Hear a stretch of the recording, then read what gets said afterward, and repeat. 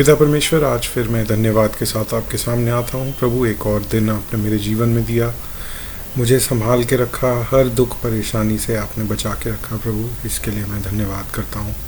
बहुत बार हम पहचानते भी नहीं प्रभु कि आप किन किन समस्याओं से हमें ढांपे हुए हैं, बचा कर रखे हुए हैं, शील्ड करे हुए हैं।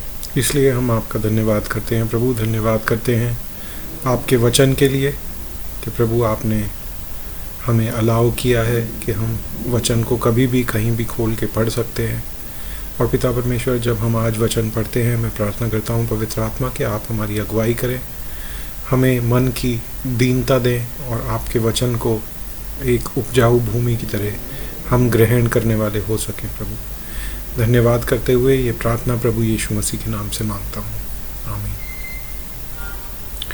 तो दोस्तों, गलातियों उसके 5वें अध्याय में पौलुस अपनी बात को कंटिन्यू करते हुए 4थे अध्याय से यहाँ पे कहता है कि मसीह ने स्वतंत्रता के लिए हमें स्वतंत्र किया है, इसलिए इसमें स्थिर रहो और वास्तव के जुए में फिर से न जुटो।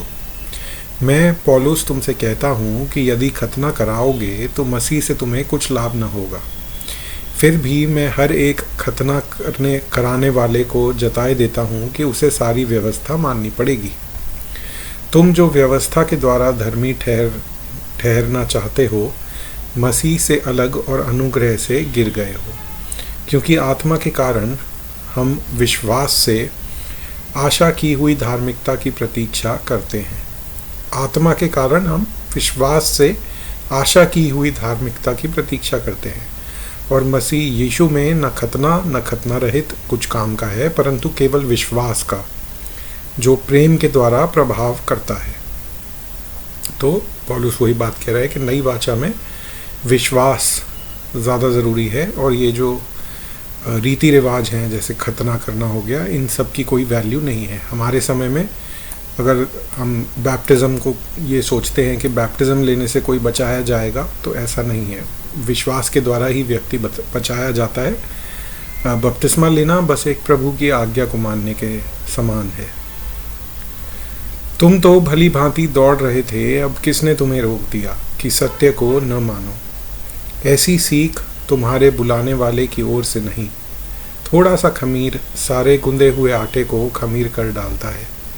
मैं प्रभु पर तुम्हारे विश्वास में भरोसा रखता हूँ कि तुम्हारा कोई दूसरा विचार न होगा, परंतु जो तुम्हें घबरा देता है वह कोई क्यों न हो दंड पाएगा। मतलब जो व्यक्ति तुम्हें गलत शिक्षा दे रहा है, जो गलत चीज़ें सिखा रहा है, वो कोई भी हो, वो दंड पाएगा। पौलुस ये कहता है, हे भाइयों, यदि मैं अब तक खतने का प्रचार करता हूँ तो क्यों अब तक सताया जाता हूँ? फिर तो क्रूस की ठोकर जाती रही। पौलुस यही कह रहा है कि मैं नहीं प्रचार करता खतने का। भला होता कि जो तुम्हें डावाडोल करते हैं वे अपना अंग ही काट डालते। हे भाइयों, तुम स्वतंत्र होने के लिए बुलाए गए हो, परंतु ऐसा ना हो कि यह स्वतंत्रता शारीरिक कामों के लिए अवसर बने। अब ये इम्पॉर्टेंट है, क्योंकि गलेशियों का इस्तेमाल करके कुछ लोग ये कहते हैं कि अब मसीह में हम कुछ भी करें कोई फ़र्क नहीं पड़ता। देखिए, मूसा की व्यवस्था को मानना और खतना कराना ये एक अलग बात है, और नैतिकता जो परमेश्वर ने दी है उसको मानना और उसके पीछे चलना ये एक अलग बात है। तो पौलुस यहाँ पे उस चीज़ को भी क्लियर कर देता है, जिससे कि उसके जो शब्द हैं उनको कोई गलत समझ के ये ना सोचे कि पौलुस ये कह रहा है कि अब सब कुछ विश्वास और अनुग्रह से है तो जो मर्जी करो। ठीक है, तो पौलुस कहता है, हे भाइयों, तुम स्वतंत्र होने के लिए बुलाए गए हो, परंतु ऐसा ना हो कि यह स्वतंत्रता शारीरिक कामों के लिए अवसर बने, वरन प्रेम से एक दूसरे के दास बनो, क्योंकि सारी व्यवस्था इस एक ही बात में पूरी हो जाती है कि तू अपने पड़ोसी से अपने समान प्रेम रख। और ये प्रभु यीशु मसीह ने कहा था। पर यदि तुम एक दूसरे को दांत से काटते और फाड़ खाते हो तो चौकस रहो कि एक दूसरे का सत्यानाश न कर दो। ठीक है, मतलब आपसी लड़ाई झगड़े इन सब से हटने को, बचने को और इन सब में ना जाने को पौलुस बोलता है। आगे पौलुस कहता है, पर मैं कहता हूँ आत्मा के अनुसार चलो तो तुम शरीर की लालसा किसी रीति से पूरी न करोगे, क्योंकि शरीर आत्मा के विरोध में और आत्मा शरीर के विरोध में लालसा करता है, और ये एक दूसरे के विरोधी हैं, इसलिए जो तुम करना चाहते हो वह न करने पाओगे। और इस बात की तो गवाही हर एक विश्वासी दे सकता है कि हमें कई बार ऐसा प्रतीत होता है कि आत्मा और शरीर दोनों विपरीत दिशा में भाग रहे हैं। तो जो हम आत्मा में करना चाहते हैं, शरीर में वो कई बातें हम नहीं कर पाते। और ऐसे ही रोमन्स में भी पौलुस ने यही बात कही थी कि जो मैं करना चाहता हूँ वो मैं नहीं करता, और जो मैं नहीं करना चाहता वो मेरे से हो जाता है। पर यहाँ पे इसीलिए पौलुस इसी बात का एक समाधान दे रहा है कि आत्मा के अनुसार चलोगे तो शरीर की लालसा को पूरी नहीं करोगे, और यदि तुम आत्मा के चलाए चलते हो तो व्यवस्था के अधीन न रहे।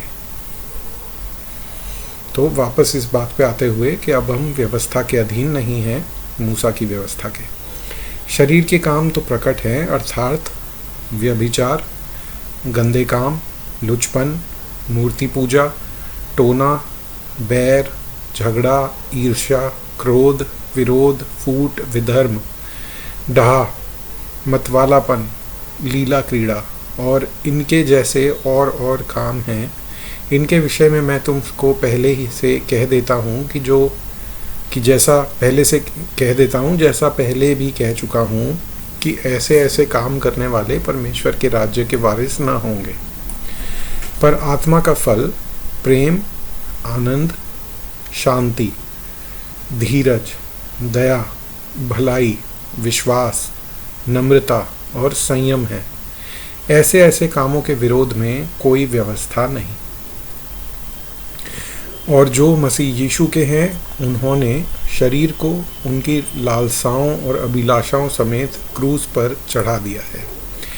देखिए दोस्तों, मैं जब ये अभी इंग्लिश में पढ़ रहा था तो मैं अपने आप से ये सवाल पूछ रहा था कि क्या मैं ये कह सकता हूँ कि मैंने अपने शरीर को उसकी लालसाओं और अभिलाषाओं समेत क्रूस पर चढ़ा दिया है। और इसका ऑनेस्ट आंसर, सच्चा जवाब ये है कि नहीं, ऐसा नहीं है। फिर ये बात आती है कि क्योंकि शायद मैं अपनी ताकत से ऐसा नहीं कर सकता, तो मुझे और ज़्यादा समय वचन में, परमेश्वर की संगति में, प्रार्थना में, विश्वासियों के साथ बिताना होगा। तब शायद पवित्र आत्मा के सामर्थ्य से भरकर मैं इन चीज़ों पे काबू पा सकूं। लेकिन ऐसा करना ज़रूरी है, क्योंकि पौलुस ने पहले भी कहा कि मैं अपने शरीर को मारता कूटता और अपने वश में लाता हूँ कि कहीं ऐसा ना हो कि दूसरों को प्रचार करके मैं खुद डिस्क्वालीफाई हो जाऊँ। तो इसलिए ये ज़रूरी है। जो आत्मा के फल गिनवाए गए हैं, आत्मा का फल, उनमें देखिए प्रेम, एक दूसरे से, जैसा प्रभु यीशु मसीह ने कहा, अपने दुश्मनों से भी, हर एक के लिए प्रेम होना चाहिए। आनंद इस बात में कि प्रभु ने हमारे पाप क्षमा करे, हमारा जो रिश्ता टूटा हुआ था परमेश्वर से वो वापस जुड़ गया है, और अब हमारे नाम परमेश्वर की जो पुस्तक है उसमें लिखे हुए हैं, जीवन की पुस्तक में लिखे हुए हैं, और परमेश्वर के वादे के अनुसार जहाँ वो है वहाँ हम भी होंगे। शांति इसी बात में कि सब कुछ परमेश्वर के हाथ में है और विश्वासियों के लिए सारी बातें मिलकर भलाई उत्पन्न करती हैं। धीरज, भलाई करते हुए उसका प्रतिफल मिलने में कई बार टाइम लगता है। जितना भलाई करो दूसरे और बुराई करते हैं, उस समय पे हमें धीरज रखना है कि हमारा प्रतिफल परमेश्वर की ओर से आएगा। दया, जैसे हमें दया मिली, हम पापी थे लेकिन फिर भी परमेश्वर ने हमारे ऊपर दया करी, इसी तरह हम भी अपने कसूरवारों को माफ़ करें। भलाई करने का कोई मौका मत छोड़िए। जहाँ लोगों की हेल्प हो सकती है हेल्प कीजिए। ज़रूरी नहीं पैसे से भी हो, कई और तरीके भी होते हैं लोगों की मदद करने के लिए। विश्वास यानी कि परमेश्वर में और उसकी धार्मिकता में विश्वास, जैसा इब्रानियों में लिखा है कि जो परमेश्वर के पास आता है उसे विश्वास होना चाहिए कि परमेश्वर है, और वो ही is a rewarder of those who diligently seek him, जो उसकी खोज करते हैं उनको वो प्रतिफल देता है।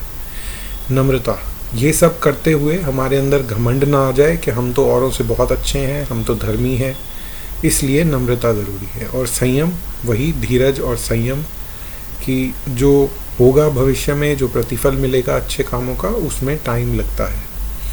ऐसा एक विश्वासी का जीवन होना चाहिए। ठीक है, और इसी को समझाते हुए पौलुस कहता है, यदि हम आत्मा के द्वारा जीवित हैं तो आत्मा के अनुसार चले भी। हम घमंडी होकर न एक दूसरे को छेड़ें और न एक दूसरे से डाह करें। ठीक है, तो इसके साथ हमारा ये 5वां अध्याय खत्म होता है। आइए हम प्रार्थना करते हैं। पिता परमेश्वर, जो भी हमने आत्मा के फलों के बारे में पढ़ा, प्रभु मैं प्रार्थना करता हूँ कि वो सब गुण हमारे अंदर पाए जाएं और हमारे अंदर वो बढ़ते चले जाएं प्रभु, उस लेवल की ओर जिस लेवल के वो आपके अंदर थे। पिता परमेश्वर, हमें एक सच्चा मसीह बनाइए कि दुनिया हमें देखे तो उन्हें एकदम से फ़र्क पता लगे कि हाँ, हम अलग लोग हैं। पिता परमेश्वर, हम किसी भी बात में अपने आप को वापस व्यवस्था के अधीन में ना लाएं, पर इस बात को जानें कि हमें स्वतंत्रता मिली है और उस स्वतंत्रता का उपयोग हम पाप करने के लिए ना करें। पिता परमेश्वर, धन्यवाद के साथ सारी बातें आपके हाथों में सौंपते हुए ये प्रार्थना प्रभु यीशु मसीह के नाम से मांगता हूँ, आमीन।